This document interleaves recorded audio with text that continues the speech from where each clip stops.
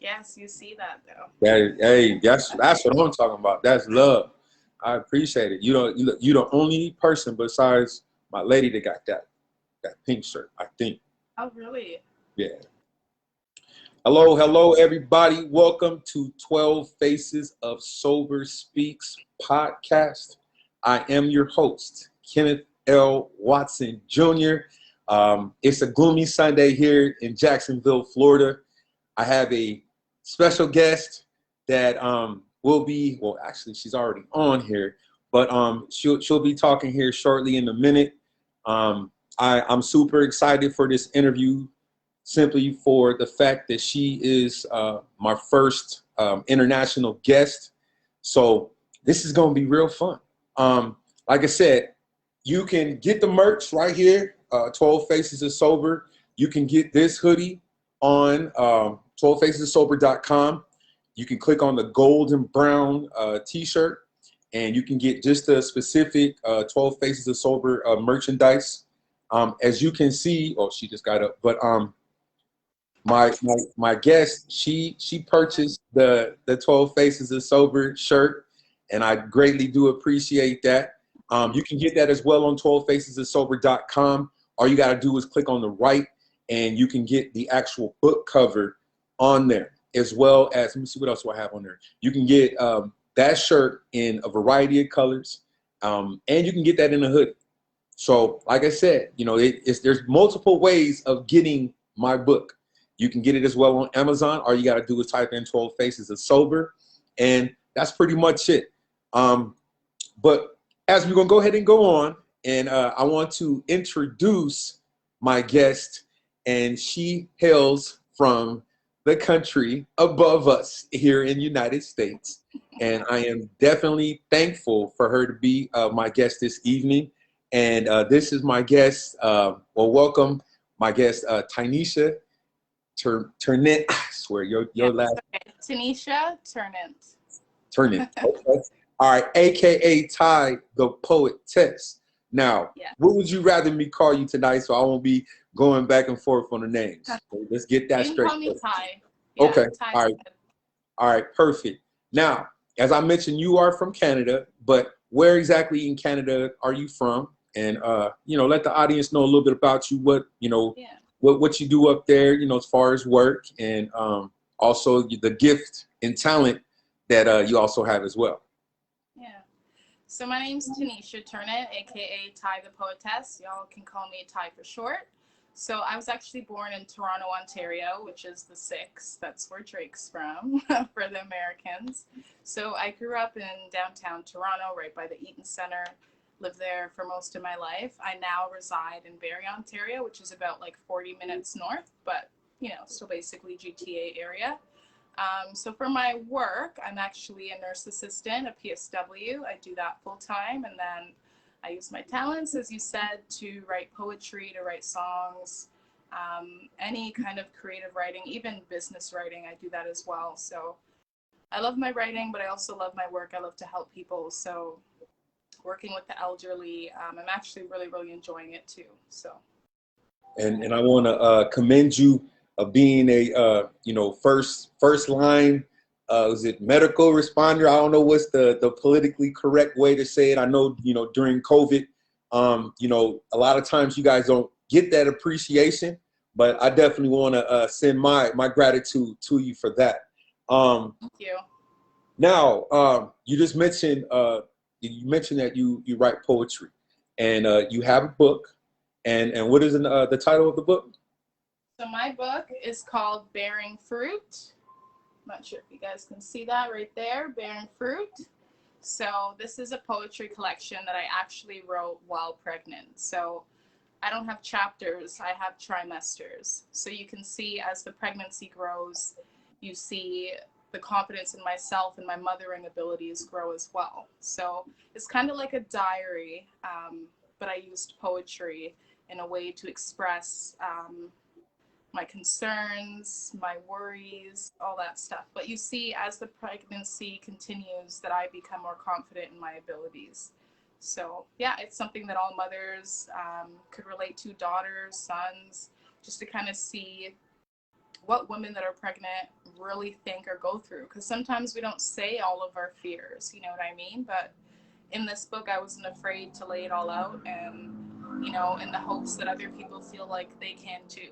So, yeah, Bearing Fruit is the title of my book. And on the cover, we got like a little pear there, which I definitely wanted a fruit because it's called Bearing Fruit. But I love the fact that the pear kind of resembles, like, you know, a pregnant body. And so there's other layers to it too. Bearing fruit is also kind of biblical. It's, you know, reaping the positives, yielding something positive, growing something positive. So yeah, there's a whole bunch of different reasons why I picked it, but it all kind of came out, and it displayed the message that I really wanted to get across. So yes. And then you also want to shout out the illustrator? Yes, I want to shout out the illustrator, Ryan Ternent, my husband. He did such a great job. Some of the images, it was like, I just like had some of the poems laid out, and I was like, whatever one kind of connects to you, like, what do you want to draw for that? You know what I mean? So he would make an illustration, and it worked perfectly. Then there was also some poems that I was like, you know, I want this done for that, and he would do that too. So my husband actually used to do like graffiti when he was younger. So he's really good with drawing and stuff, and he came on board, and it just makes it even more special, the fact that it's a book that I wrote while pregnant. It's dedicated to our daughter, and then my husband came on board to draw it. So Yeah, I it's definitely amazing. think, I think that was really dope, especially, you know, you shouted them out towards the end, because I was like looking at the pictures and I was like, okay, I'm wondering, like, you know, I was going to ask you, like, you know, who did it for you, and then you laid it out towards, you know, at the end of the book. So I thought that was really nice, and shouts out to him as well. Yeah. I you know, I commend, you know, a partnership in a relationship, you know, you know, working together, and I see that, you know, evolve in the book itself. So that was really dope. So shout out to him. And Yeah. so so you said that you wrote it during your pregnancy. Did you you wrote it the whole entire time, or you kind of extended it afterwards, or was your goal to finish it before you had your child, your baby? Um, so I guess my goal was to do it before, but then I ended up having a C-section, which wasn't planned.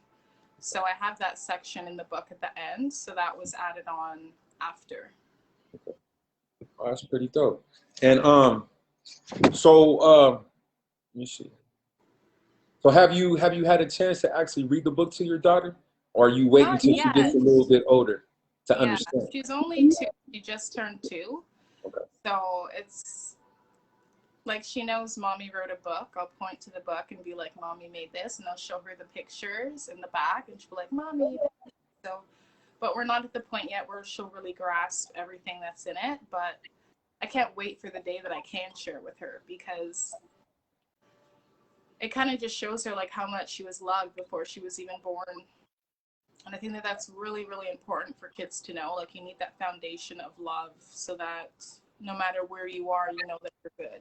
You know what I mean? So when she's older, I think it'll be a great gift. And then even after I pass, you know what I mean? Like, this is a piece of art that she'll always be able to read and remember me and her dad, and just know how much we care for her. Hmm.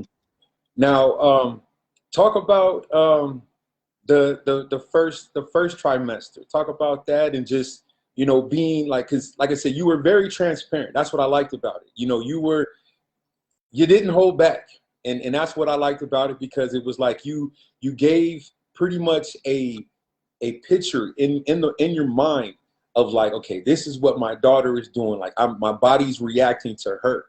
And so how was that? How was that for you? The first trimester was scary. You know, like all the changes to my body, the changes to my appetite, what I want to eat, what I don't want to eat, what I should eat, or what I'm told I should eat or be doing and not doing. Um, it was a nervous time. You know, like we didn't plan her, but it was like, okay, she's here, and what are we going to do about it? Right. So it was all just about making the changes. And mentally, I mean, I don't think you're ever really fully prepared for that moment, you know, and it's scary. There's a lot of people that are like, I'm not going to do it or choose not to, you know, but we decided we were going to stick it through. And I was scared. I'm like, I don't know if I can be a good mom. Like, I don't know if I have it in me. And it was really scary. There was a lot of anxiety, a lot of mixed emotions, a lot of worries. But ultimately, I had to just realize that it was in me. And I had to put at the forefront that, you know, even if I'm not the best mom, at least I want to be, at least I want to try to be. So that's what kind of just let me know, like, whatever I want to do, I can do. And if I want to be a good mom, I will be a good mom, you know? And I just kind of had to walk in that faith. And as, you know, she got bigger and my body started to get a bit more comfortable with having her, it all made it a bit more easier, you know? And then as you feel the kicks and you're going to the appointments and seeing the pictures, like, the love just continued to grow. And I mean, it was honestly like being pregnant was probably, now that I look back on it, I'm like, I don't think I realized how anxious I was in that moment. You know what I mean? Like, going through the pregnancy and everything, I don't think I realized, but I look back on it and I'm like, whoa, like, I actually was. But one thing with me is whether I'm depressed or anxious, whatever I'm going through, I still do it, and I do it to the best ability that I can in that moment. And I look back and I'm proud of myself, because one of my biggest fears, I think, was to always be a mother, because I wanted to be perfect, because I didn't have the best relationship with my own growing up. It meant so much to me. And instead of letting that fear stop me, I just did it, you know, and I'm proud. I am. And she's amazing. Like, Already driving a Mercedes. yes, she is. But you know, it, like, when I was reading it, it kind of gave me a flashback, and this is kind of interesting because the first time that I dealt with pregnancy was at the tender age of 14, Wow. and it eventually it came out. You know, just imagine somebody being, I turned 15 and I had to go to this is when I was living in California. I had to go to the County of San Diego office to take a paternity test. The only teenager in there taking a paternity test. They took a mug shot, and I denied it.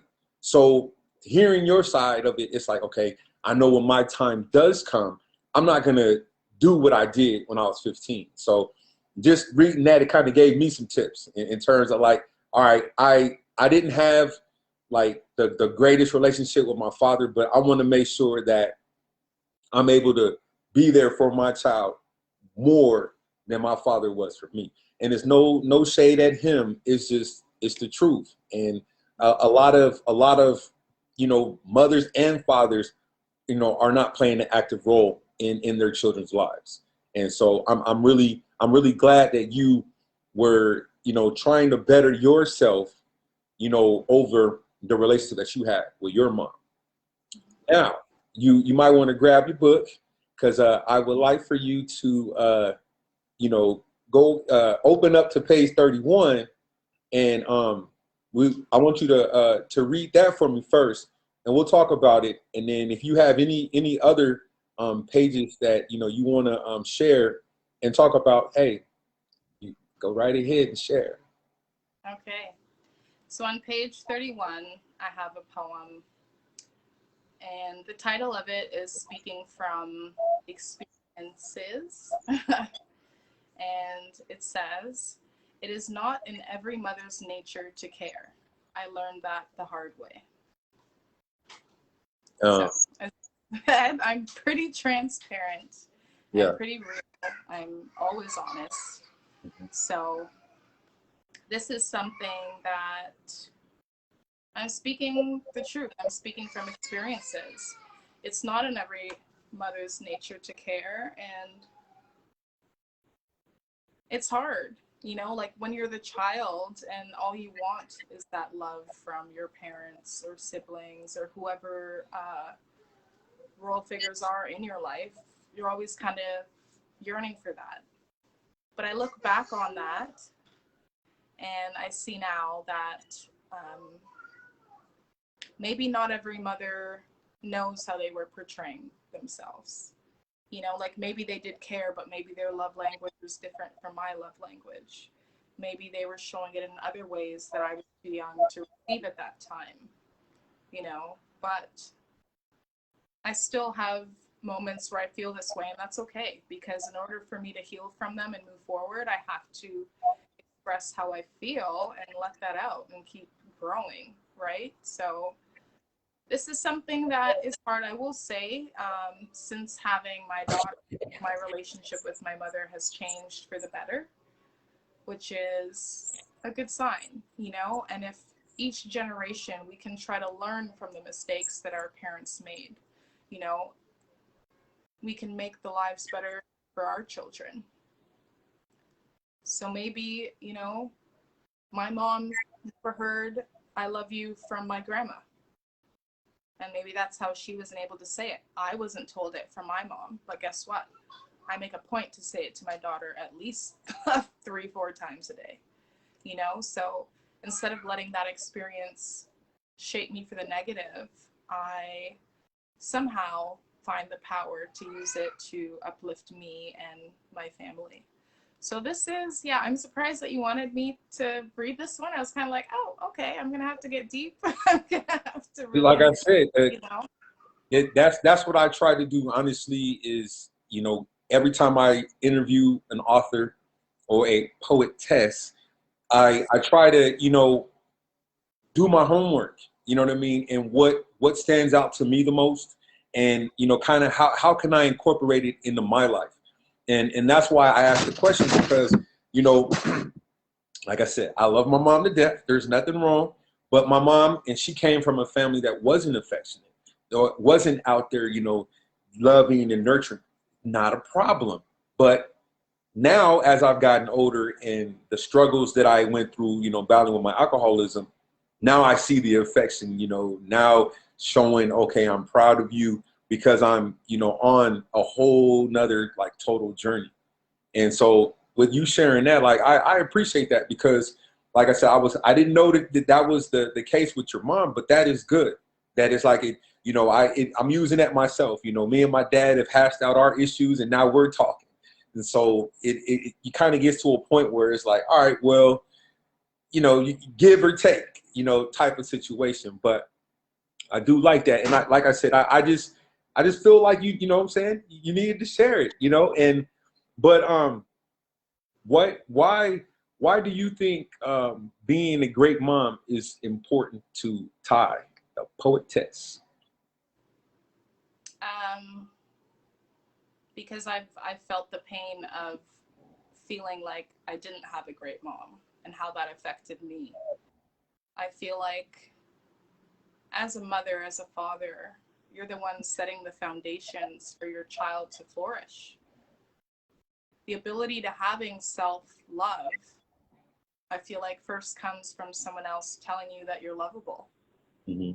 And if you've never received that, how are you going to be able to love yourself? You won't even really know what love is, Right. right? Like, you'll go looking for it in all the wrong places, right? But I think I want to give my daughter the best chances at life. I know how important intimate relationships are, friendships, having that support system, knowing that you have people in your circle who actually want to see you win, because we do live in a world where a lot of people are selfish. They only care about themselves. You know what I mean? So in order for her to flourish, she needs to know that she's worthy and that people want to see her win. And that's my job as a mother. I want to give her that confidence. I want her to know that with makeup on, with no makeup on, you're beautiful inside and out. I want her to know that even if she makes a mistake, she can always come to me and I'm always going to be there. And by giving her those like abilities for her to flourish in life, like, she needs to know that she possesses those skills. And I feel like those skills will help her be a great leader, a great employee or employer, a great manager. Whatever she needs to do, she needs to know that it comes from within. And all of this really starts from a young age. You know, like, she's 2 years old right now. She soaks up everything, you know? So I need to just let her know that, yes, you are a superstar, you are a superwoman, you are capable, you are loved, you are worthy, you are beautiful. And the more I do that and I'm letting her hear that every day, that will become a part of her own mindset, her own positive thinking, you know, because it's so easy to be hard on ourselves too. And that's something that I'm always like super hard on myself. You know, I've kind of had to be. A lot of the situations I was in weren't positive, you know, so I just want her to do better than I did. I want her to never have to go through the situations that were negative or negatively impacted me. So in order to do that, I need to teach her that she's worthy, but also let her know my mistakes so that she won't have to make the same mistakes I did, because it's coming from somebody who actually supports her and loves her. And she'll know, like, my mom, I can trust. My mom, I can tell her everything, and at the end of the day, she's always going to be there. So for me, I am a very, I guess, more traditional individual. So having my mother in that relationship was something I always longed for. You probably just heard my baby. Yeah. It's all right. But no, it's very important, and I'm grooming her to be the woman that she will be when she's older. And then, I'm sorry, go ahead. No. No, I was, you can finish, but no, go ahead. I didn't mean to interrupt you. I'm sorry. No, I was done. Okay. And so, but, you know, why do you think some parents struggle with that? Why do you think that, you know, because I'll give you an example for me. You know, my parents, they work they behinds off. You know, my mom had a daycare. They had, my dad was in the military / retired post office, and they had a janitorial business. So in a lot of ways, they, you know, were constantly working. So, you know, I'm active in school, I'm active in sports, and they couldn't be there because they were always working. And I guess the good thing about it now for me is that I'm, you know, I got the early retirement. I retired at 36. So I have, you know, the rest of my life to raise a family and be a better parent. And it's like I said, it's nothing against, you know, what my parents did, but it's just that I know that I want better, you know, for my kids when I do have them, hopefully in 2022. But you know, it's one of those things. Like what makes you think that some parents have struggled?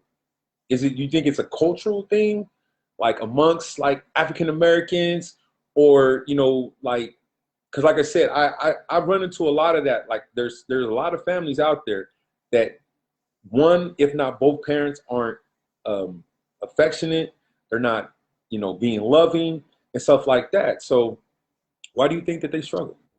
I think it definitely could be cultural. I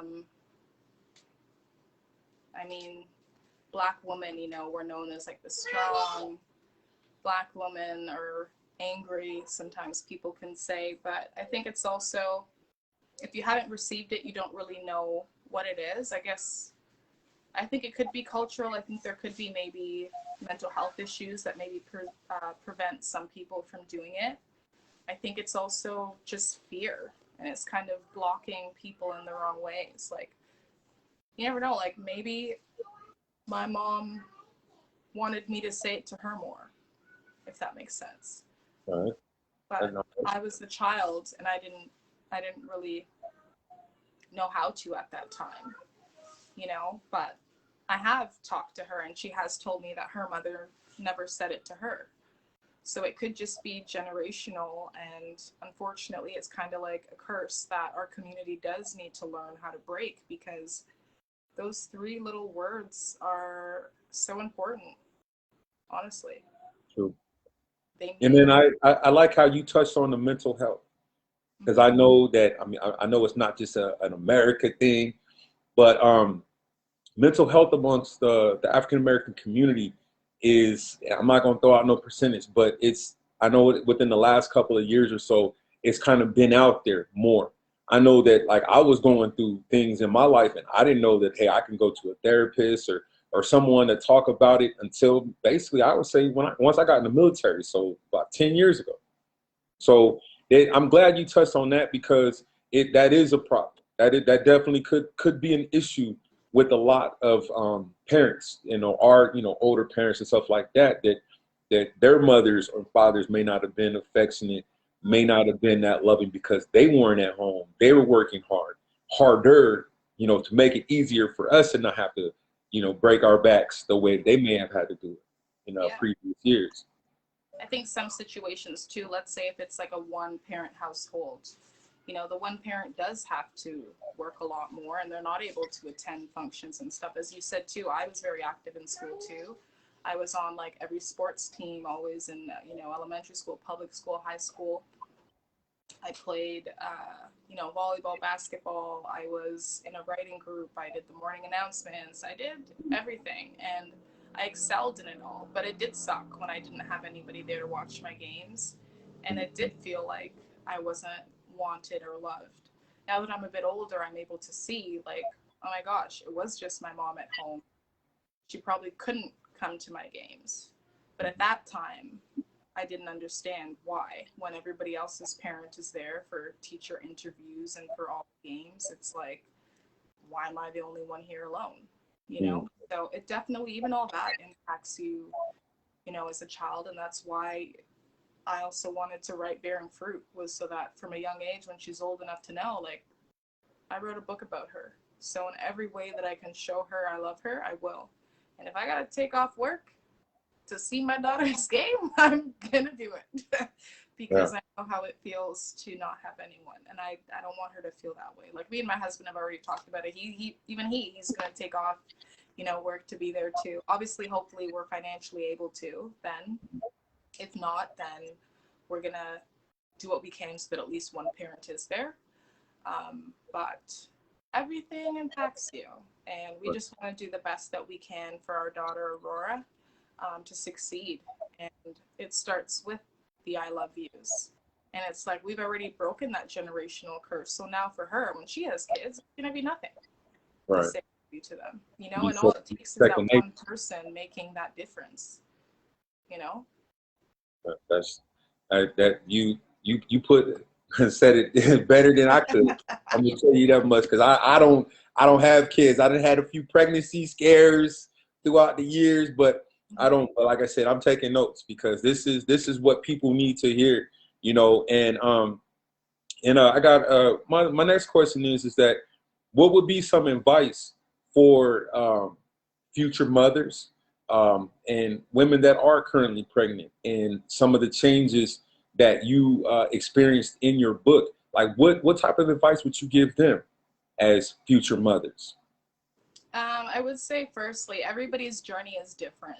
There's some people that have high risk pregnancies. There's some people who try 10 times before being able to get pregnant. You know what I mean? Or people that need to go through IVF, or maybe it was an unplanned pregnancy and you didn't want it. But whatever your journey is, your experience, it's yours. And it can be whatever you want to make it to be. Don't judge somebody else's pregnancy or their relationship with the father of their kids or whatever. Like, your journey is yours and nobody can tell you anything. Like, at the end of the day, if you want to be a great mother, you can be a great mother. That's it. Like, it all just starts with you and the belief within you. You might be scared in the beginning, like I was, but I'll guarantee you that by the time you make it all the way through and you're about to hold your baby in your hand, your feelings will change and that love will be there. But it's like, you just have to allow yourself to grow and feel that love too, right? Like, sometimes we run from love. If I was gonna run from it, I wouldn't have had her. I could have, given her for adoption or chosen other methods, but I was scared, but I still did it. And that's another thing. It's okay to be scared. It's okay to be scared while you're doing it, while you're learning, but just trust in the fact that it will be okay at the end, so don't ever compare anybody else's journeys. If you're a new mom, yes, the first few months, like, I barely slept. You know what I mean? I barely let anybody touch my baby. Like, I was a mom with the claws out, trying to protect mine. And it wasn't in a way to hurt anybody. It was just, I couldn't even control it. It was like, first off, I'm a Leo, and now I'm a mom. So it's like, but everybody's ways of how they handle things is different, and that's okay. And you can do it your way. Other people might not like it. Who cares? At the end of the day, all that matters is what your daughter sees and receives. And if she knows that she has, or he has, that solid foundation, that is fine. The changes with your body, the weight gain, all that stuff, it really doesn't matter. There's, you know, stretch mark creams. You can buy bio oil after, even if you don't use it. Like my husband calls my stretch marks, what does he call it? Power marks or something like that, you know, strength marks. So it's okay. And as you grow, your body will change. Like you just made a whole new baby. Like there were times I was insecure with my weight. You know, I gained 90 pounds in my pregnancy. I've always been thin my whole life, you know, but I gained weight so that I could make a whole baby, a whole healthy baby in my body. I made nobody but me. Obviously I needed my husband a little bit and then I just you Can't know. leave him out. Can't leave him out.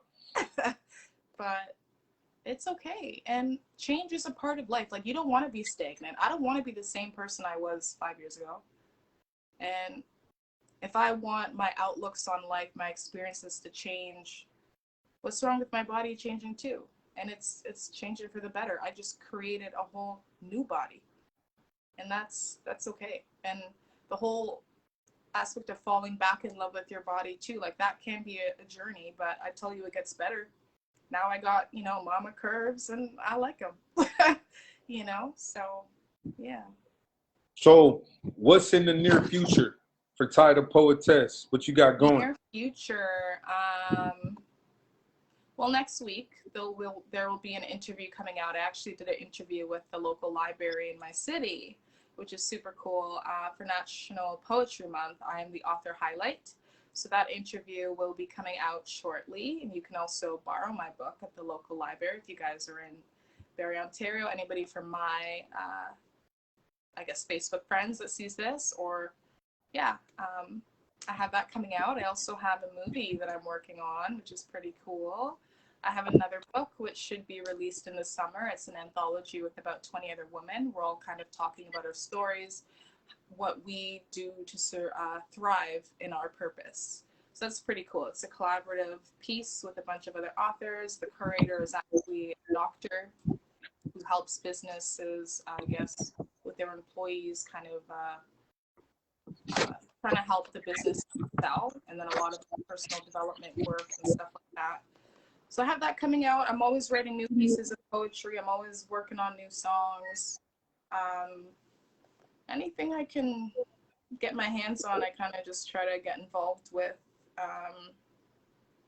Yes, I also this week I'll be on Instagram Live on Thursday.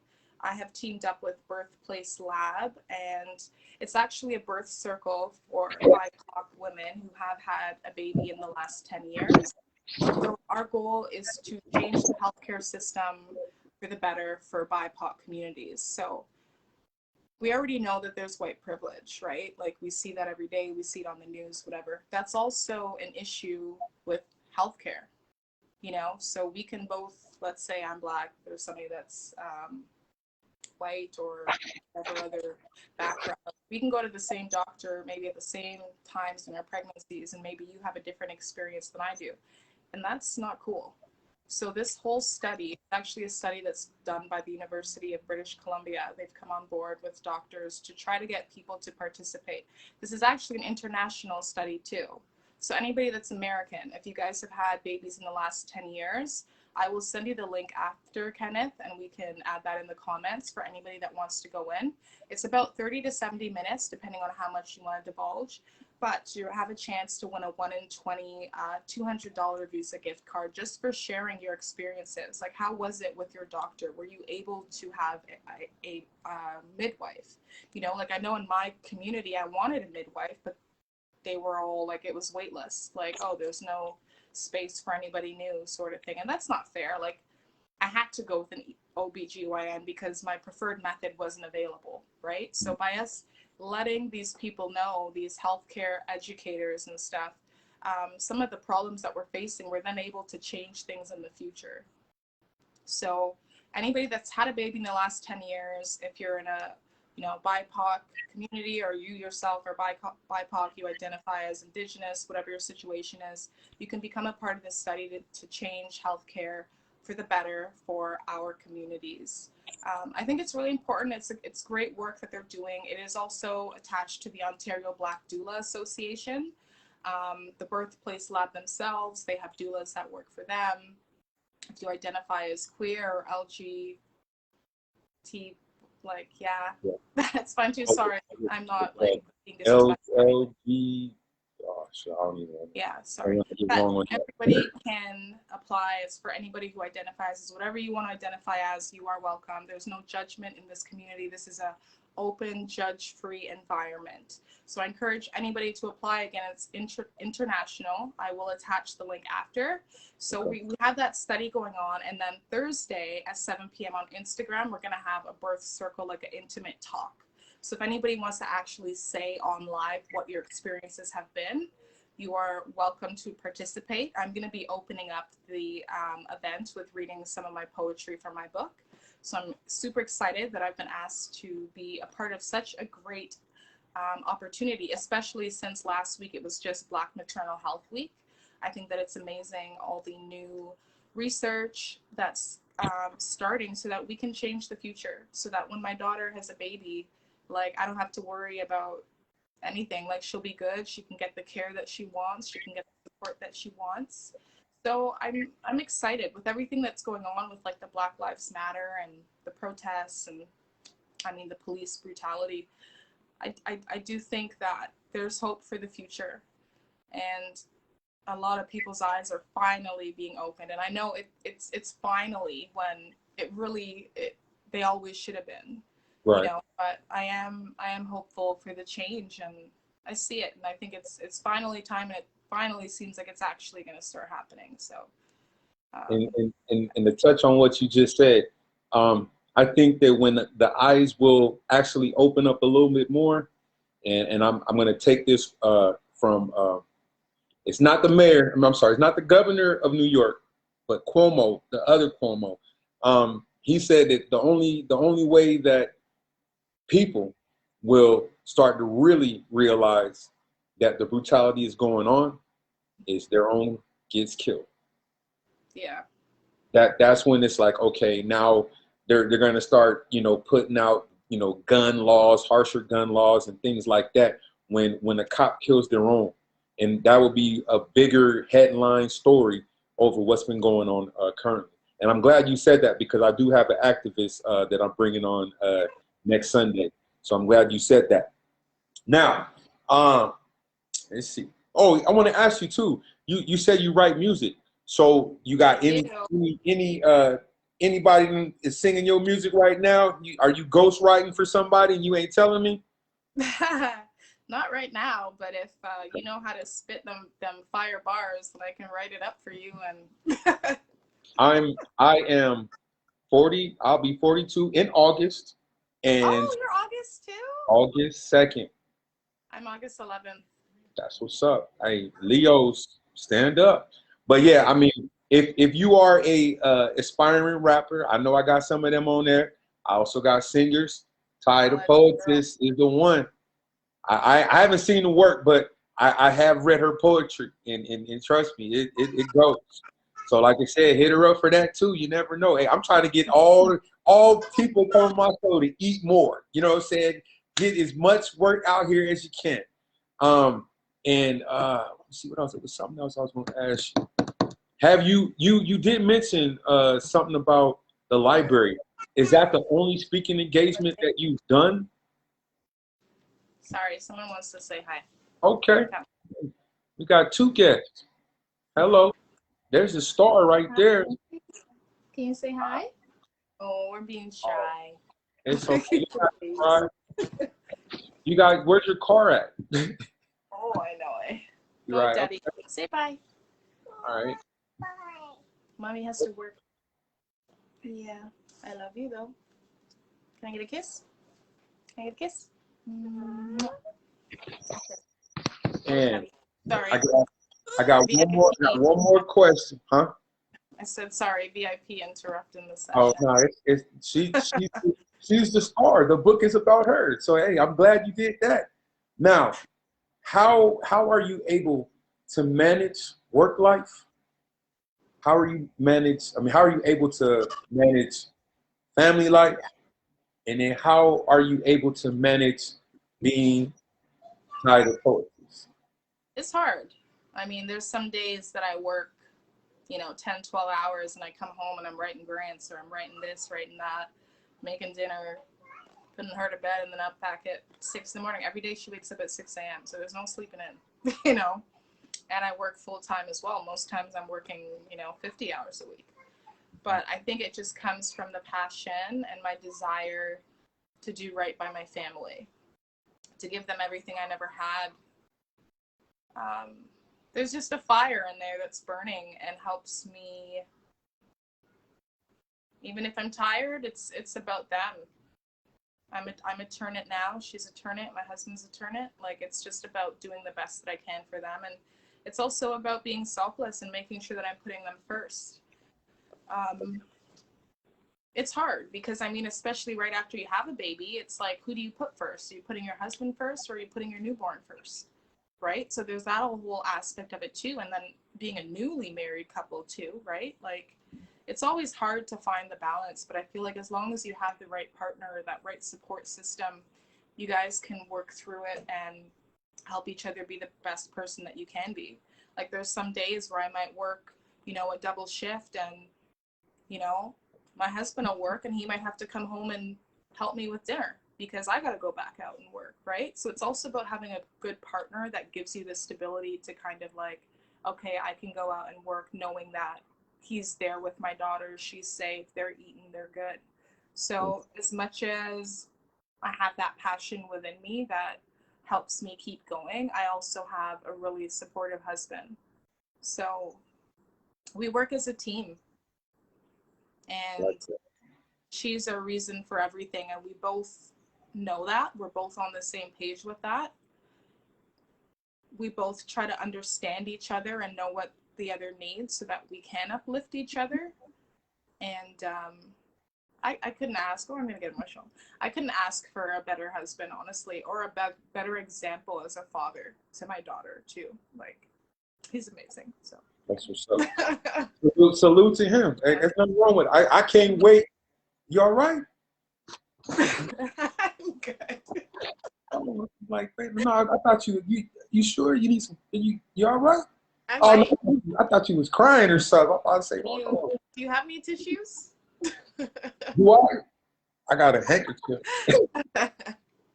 Nah, that's what's up. Nah, I mean, that's what it's all about. I mean, listen, even at my age, I can't wait to say this. You know what I'm saying? Like, all this stuff you saying, like, I look forward to it because I know that my current relationship is getting to that point. And that's what it's all about, is building a foundation, being able to trust, your partner, and the partner has your back, you have your partner's back, and you guys come together, work a common goal for your child. And that's what it's all about. Yeah. And I commend both of y'all, like, for real. Listen, I don't cry too much. Now, don't have me out here tearing and stuff, But man, this has been a wonderful conversation. Yeah. And I just have a question.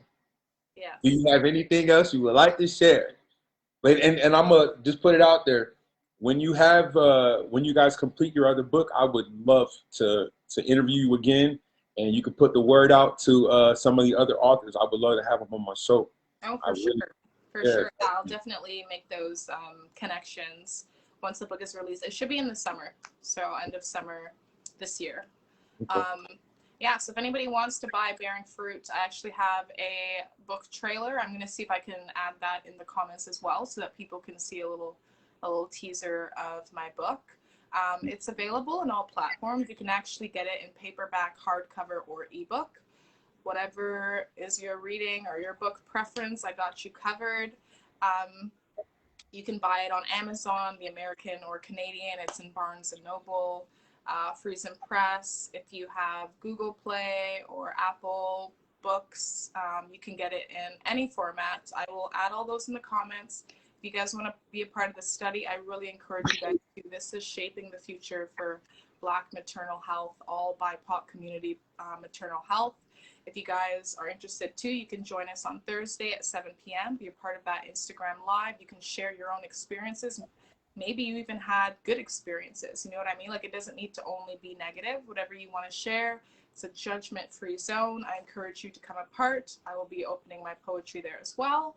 And yeah, you guys can follow me on Instagram. That is Ty the Poetess, TYTHEPOETTS, TESS. And yes, you guys can follow my Facebook page, Ty the Poetess, as well. Everything that's connected on my Instagram kind of just uploads there too. So if Facebook is more your jam, you can follow me there, see some of my quotes. I'm usually uploading poetry quotes or quotes to live by sort of thing. I do kind of have like a more, I guess, positive, realistic, raw approach, but I am also a born again Christian, so you will definitely see some of God's words in there as well. I want to thank you guys so much for listening to this interview. Thank you so much, Kenneth, for having me.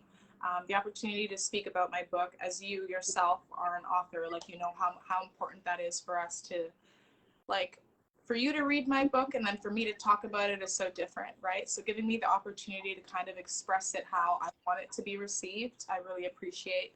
So thank you so much for opening up your platforms and allowing me to participate with you.